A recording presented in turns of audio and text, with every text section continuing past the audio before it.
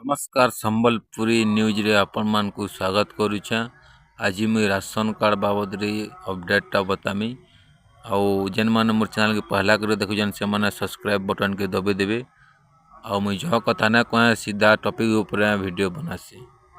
देखि पारुतबो ration card सरकारक बड़ घोषणा 20 लाख लोकंक कटिबो राशन कार्ड पाई यूकेसी व्यवस्था परे अयोग्य दिन गला।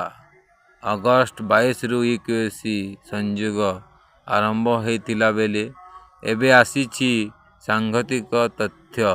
यूकेसी रे कहि देउछि किए योग्य एवं किए अयोग्य। बेले साफ साफ कथा आपण माने कहमी बेले आपण माने जेन दिन यूकेसी कोले राशन कार्ड सरकार जानले कि योग्य है कि अयोग्य है, किए पेबा किए न पे। लेकिन जेन जेन माने अप्लाई करथिले राशन कार्ड से माने राशन कार्ड पेबे नवंबर मास में पेबे।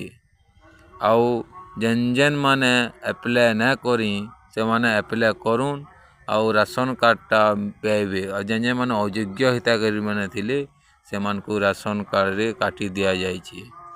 आउ आपण माने जानी छन कि जेनटा भी रियल न्यूज है जेनटा कि सत कथा ऐसी सेटा ही राज इन्फो वाला कहसी।